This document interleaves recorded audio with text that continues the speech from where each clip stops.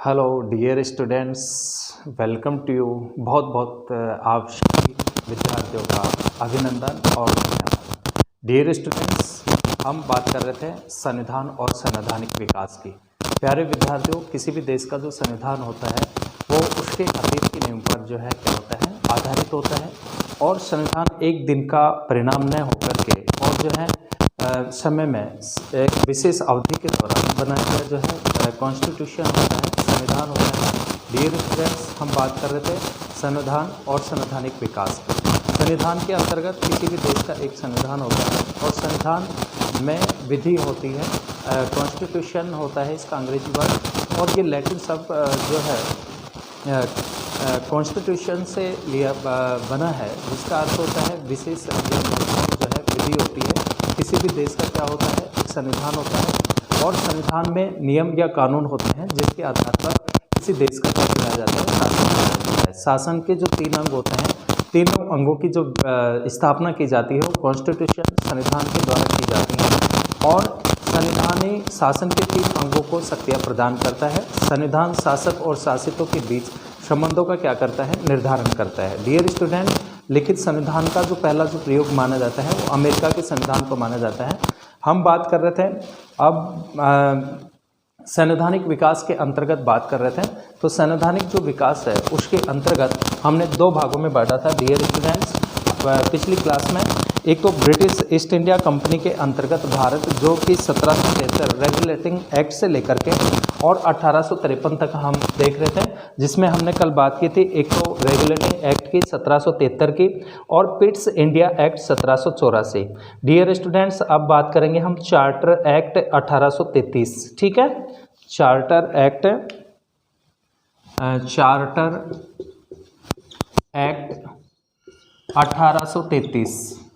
1833। प्रिय विद्यार्थियों, मैं आपको बता दूं कि हमने संवैधानिक विकास को 2 भागों में बांटा था। एक तो ब्रिटिश ईस्ट इंडिया कंपनी के अंतर्गत भारत, और जो दूसरा है वो आएगा कि ताज के अधीन, मोस्टली रूप में कि ब्रिटिश क्राउन के अंतर्गत भारत, जिसमें 1858 से लेकर के 1947 तक। तो ब्रिटिश ईस्ट इंडिया कंपनी के अंतर्गत हम रेगुलेटिंग एक्ट की बात कर चुके थे, पिट्स इंडिया एक्ट की बात कर चुके थे। अब हम बात करेंगे charter act 1833। Dear students, charter act जो 1833 था, ये जो है ब्रिटिश भारत के केंद्रीकरण की दिशा में यह अधिनियम निर्णायक कदम था। ठीक है, कौन सी दिशा में? केंद्रीकरण की दिशा में, केंद्रीयकरण की दिशा में जो है महत्वपूर्ण क्या था, ये कदम था ब्रिटिश सरकार का। और इसकी जो प्रमुख विशेषताएं थी कि इसके तहत बंगाल के गवर्नर जनरल को भारत का गवर्नर जनरल बनाया गया। ठीक है, ध्यान रखना कि बंगाल के गवर्नर जनरल को बंगाल के गवर्नर जनरल को जो है भारत का गवर्नर जनरल बनाया गया। भारत का जो है गवर्नर जनरल बनाया गया। भारत का क्या बनाया गया? गवर्नर जनरल बनाया गया। कहाँ के गवर्नर को? बंगाल के गवर्नर को। और जो प्रथम जो बंगाल के जो गवर्नर बने थे, कौन थे? वो वॉरेन हेस्टिंग को बनाया गया था। ठीक है, जो कि रेगुलेटिंग एक्ट के माध्यम से। और डियर स्टूडेंट्स, उसे संपूर्ण देश के प्रशासन का कार्यभार सौंपा गया। किसको सौंपा गया? संपूर्ण देश का कार्यभार, संपूर्ण जो है देश का, संपूर्ण देश का कार्यभार सौंपा गया। संपूर्ण देश का कार्यभार सौंपा गया। ठीक है, ये मोस्टली हम देख रहे हैं चार्टर एक्ट 1833 के संदर्भ में। और बंगाल के गवर्नर जनरल को भारत का गवर्नर जनरल बनाया गया और संपूर्ण देश का कार्यभार जो है इसको सौंपा गया। इस प्रकार से केंद्रीकरण की दिशा में यह एक महत्वपूर्ण क्या था, कदम था। डियर स्टूडेंट्स, दूसरी जो विशेषता थी कि लॉर्ड विलियम बेंटिंक भारत के प्रथम गवर्नर जनरल बनाए गए। कौन? लॉर्ड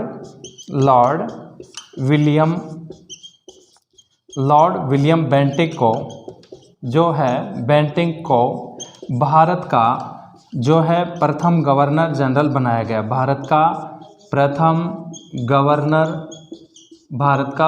गवर्नर जनरल जो है इनको बनाया गया, भारत का प्रथम गवर्नर जनरल इनको बनाया गया। ठीक है, इसके बाद में ईस्ट इंडिया कंपनी के व्यापारिक जो है एकाधिकार की पूर्ण रूप से क्या कर दी गई, समाप्ति कर दी गई। और इसके अलावा गवर्नर जनरल की कार्यकारी परिषद में चौथे सदस्य के रूप में लॉर्ड मैकाले की नियुक्ति की गई। मैकाले को आधुनिक शिक्षा का जनक माना जाता है। ठीक है, मैकाले को जो है मैकाले को आधुनिक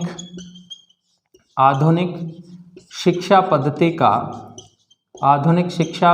का जो है जनक माना जाता है। शिक्षा पद्धति का जनक जो है माना जाता है किसको? लॉर्ड मैकाले को। ठीक है, आधुनिक शिक्षा पद्धति का जनक माना जाता है और इसकी नियुक्ति की जाती है कार्यकारी परिषद में। भारत में कानूनों को संचालित तथा सुधारने के लिए एक विधि आयोग की स्थापना की गई। इसके माध्यम से किसकी स्थापना की गई?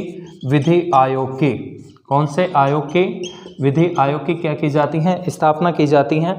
और भारत में दास प्रथा को गैर कानूनी घोषित कर दिया गया। ध्यान रखना, भारत में जो है दास प्रथा को जो है गैर कानूनी घोषित किया गया। गैर कानूनी जो है घोषित किया गया। ठीक है, गैर कानूनी घोषित किया गया। डियर स्टूडेंट्स, ये महत्वपूर्ण जो है इसके विशेषताएं हैं। 1833 का जो हम चार्टर एक्ट देख रहे हैं उसके अंतर्गत कि दास प्रथा को गैर कानूनी घोषित कर दिया गया। और सुभाष कश्यप के अनुसार 1833 के चार्टर अधिनियम को भारत के केंद्रीय विधानमंडल की गंगोत्री जो है कहा जा सकता है। ठीक है, तो डियर स्टूडेंट्स, ये इस अधिनियम की प्रमुख रूप से बातें थी क्या क्या कि केंद्रीकरण की दिशा में महत्वपूर्ण कदम था। बंगाल के गवर्नर जनरल को भारत का गवर्नर जनरल बनाया गया और संपूर्ण देश का कार्यभार सौंपा गया। लॉर्ड विलियम बेंटिक को भारत का प्रथम गवर्नर जनरल जो है बनाया जाता है और चौथे सदस्य के रूप में लॉर्ड मैकाले की नियुक्ति की जाती है। और इनको मैकाले को जो है आधुनिक शिक्षा पद्धति का जो है क्या माना जाता है? जनक माना जाता है। विधि आयोग की स्थापना की जाती है और भारत में दास प्रथा का पूरी तरह से क्या कर दिया जाता है? उन्मूलन किया जाता है। दास प्रथा को गैर कानूनी जो है क्या किया गया? घोषित किया गया। ठीक है, तो ये 1833 के चार्टर अधिनियम की जो है प्रमुख रूप से विशेषताएं थी। उसके बाद में हम बात करते हैं 1853 का चार्टर अधिनियम। 1853 का चार्टर अधिनियम। 1853 का चार्टर अधिनियम। डियर स्टूडेंट्स, इस महत्वपूर्ण कानून का जो है ब्रिटिश संसद के द्वारा जो है पारित किए गए चार्टर अधिनियमों की श्रृंखला में। कौन से अधिनियमों की श्रृंखला में? चार्टर अधिनियमों की श्रृंखला में इसको जो है अंतिम अधिनियम माना जाता है। कौन सा अधिनियम माना जाता है? अंतिम अधिनियम माना जाता है। किसको? 1853 के चार्टर अधिनियम को। और इसकी जो मोस्टली जो विशेषताएं थी कि संपूर्ण भारत के लिए एक विधानमंडल की स्थापना की बात कही गई। संपूर्ण जो है भारत के लिए, संपूर्ण भारत के लिए जो है एक विधानमंडल की, संपूर्ण भारत के लिए एक विधानमंडल की जो है इसके माध्यम से बात कही गई। ठीक है, बात कही गई। ओके, इसके बाद में जो है कि गवर्नर जनरल की परिषद के विधायी और प्रशासनिक कार्यों को क्या कर दिया गया? अलग अलग कर दिया गया। और इसने सिविल सेवकों की भर्ती और चयन हेतु खुली प्रतियोगी परीक्षा व्यवस्था का जो है शुभारंभ किया। इस प्रकार विशिष्ट सिविल सेवा भारतीय नागरिकों के लिए भी जो है खोल दी गई। और जो है इसमें जो है इसने प्रथम बार भारतीय केंद्रीय विधान परिषद में एक स्थानीय प्रतिनिधित्व क्या किया? प्रारंभ किया। लॉर्ड डलहौजी ने प्रसन्न कुमार टैगोर को गवर्नर जनरल परिषद का क्या नियुक्त किया? सचिव नियुक्त किया गया। ठीक है, तो डियर स्टूडेंट्स, ये मोस्टली रूप में हमने जो बात की है ये ब्रिटिश ईस्ट इंडिया कंपनी के अंतर्गत भारत और 1773 से लेकर के जो रेगुलेटिंग एक्ट था 1773 का, वहाँ से लेकर के 1853 का जो अंतिम जो चार्टर अधिनियम था उसके अंतर्गत हमने बात की, इनकी प्रमुख विशेषताओं की बात की। अब हम जो बात करेंगे ताज का शासन। ठीक है, किसका शासन? ताज या क्राउन, ताज का शासन, ताज का शासन। ठीक है, और ये जो है 1858 से लेकर के और 1947 तक, कब से कब तक, 1858 से लेकर के और जो है 1947 तक, क्योंकि 1858 में अधिनियम पारित हुआ था, 1858 टू 1947 तक, देश की आज़ादी तक, ठीक है, 1947 तक। तो डियर स्टूडेंट्स, सबसे पहले हम देखते हैं 1858 का भारत शासन अधिनियम, 1858 का भारतीय शासन अधिनियम, भारतीय शासन अधिनियम, ठीक है, 1858 का भारतीय शासन अधिनियम। इस महत्वपूर्ण कानून का निर्माण 1857 के विद्रोह के बाद किया गया। डियर स्टूडेंट्स, 1857 की क्रांति होती है और जिसके बाद जो है इसका निर्माण किया गया, जिसे भारत का प्रथम स्वतंत्रता संग्राम कहा जाता है। किसको? 1857 की क्रांति को। भारत के शासन को अच्छा बनाने वाला अधिनियम के नाम से प्रसिद्ध इस कानून को भारत के शिक्षित वर्ग ने अपने अधिकारों का मैग्ना कार्टा की क्या दी है? संज्ञा दी है। डियर स्टूडेंट्स, कंपनी के शासन के 200 वर्षों के दौरान इस तरह की जो है परिस्थितियाँ या जो है सिचुएशंस जो है उत्पन्न हुई, परिस्थितियाँ उत्पन्न हुई, जिसके कारण से संपूर्ण भारतीय जनता को ब्रिटिश जो ईस्ट इंडिया कंपनी थी उसका क्या बना दिया? घोर विरोधी बना दिया। और जब जनता में असंतोष की भावना व्याप्त होती है तो निश्चित रूप में वो किसका रूप लेती हैं? क्रांति का रूप लेती हैं। और क्रांति हुई जिसमें सभी वर्गों ने बढ़ चढ़ करके भाग लिया, इसलिए इसी को जो है भारत का प्रथम स्वतंत्रता संग्राम के नाम से भी जो है 1857 की क्रांति को जाना जाता है। हालांकि ये सफल नहीं हो पाई, बहुत से इसके कारण थे, कजिस थे कि हमारे यहाँ जो है राजनीतिक एकता का अभाव था। बहुत सारे देसी नरेश जो थे, कंपनी जिससे जा मिले, ब्रिटिश सैनिकों की तुलना में हमारे पास में जो है हथियार नहीं थे, उनके पास में अत्याधुनिक हथियार थे, जबकि भारतीयों के पास में देसी हथियार थे। तो बहुत सारे ऐसे कारण थे जिनके कारण से 1857 की क्रांति सफल नहीं हो पाई। लेकिन भारत के राष्ट्रवाद के उदय में इसका जो है महत्वपूर्ण क्या माना जाता है? योगदान माना जाता है। तो डियर स्टूडेंट्स, क्रांति के बाद में 1858 का भारतीय शासन अधिनियम का क्या होता है? निर्माण होता है और इसको जो है शिक्षित वर्ग ने अपने अधिकारों का मैग्ना कार्टा कहा। ओके, और इस अधिनियम की जो प्रमुख विशेषताएं थी, ध्यान रखना, इसके तहत ईस्ट इंडिया कंपनी को क्या कर दिया गया? समाप्त कर दिया गया। ईस्ट इंडिया कंपनी के शासन को क्या कर दिया गया? समाप्त कर दिया गया। ईस्ट इंडिया कंपनी के जो है शासन को जो है समाप्त कर दिया गया। ईस्ट इंडिया कंपनी के शासन को समाप्त कर दिया गया, ठीक है। इसके बाद में जो है भारत का शासन सीधे महारानी विक्टोरिया अर्थात ब्रिटिश ताज के अधीन हो गया। भारतीय शासन जो है, भारत का शासन ब्रिटेन की जो साम्राज्य थी, ब्रिटेन की साम्राज्य जो है विक्टोरिया यह सीधा जो है ताज के अधीन हो गया। किसके अधीन हो गया? ताज के अधीन हो गया। भारत की जो सत्ता है सीधे किसके हाथ में आ जाती है? ब्रिटिश सरकार के हाथों में चली जाती है, ठीक है। जो है विक्टोरिया ताज के अधीन हो गया।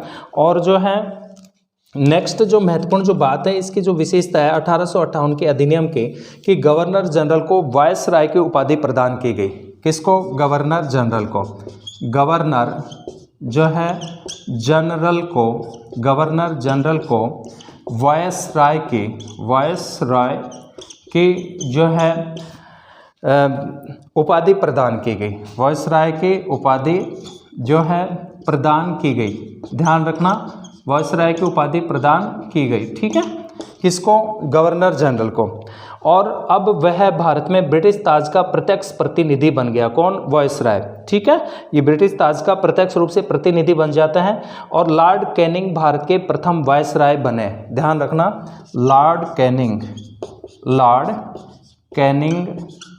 जो है भारत के प्रथम वायसराय बने, ठीक है। कौन बने? भारत के प्रथम जो वायसराय बने वो कौन बने? लॉर्ड कैनिंग, ठीक है।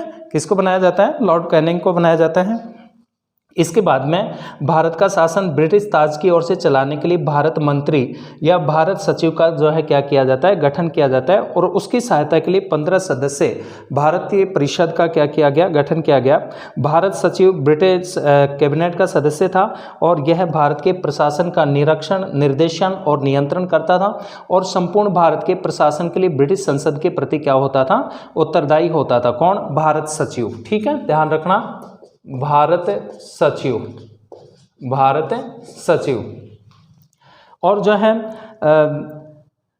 सर चार्ल्स वुड प्रथम भारत सचिव बने। ध्यान रखना, sir Charles Wood, sir Charles Wood को जो है भारत का प्रथम सचिव बनाया जाता है। भारत का प्रथम क्या बनाया जाता है? सचिव बनाया जाता है। बोर्ड ऑफ डायरेक्टर्स, निदेशक बोर्ड और बोर्ड ऑफ कंट्रोल, नियंत्रण बोर्ड की क्या कर दी जाती है? समाप्ति कर दी जाती है। और इस अधिनियम के द्वारा भारतीय मामलों पर ब्रिटिश संसद का सीधा नियंत्रण स्थापित हो गया। भारतीय मामलों पर किसका नियंत्रण स्थापित हो गया? ब्रिटिश संसद का। ठीक है, किसका नियंत्रण स्थापित हो जाता है?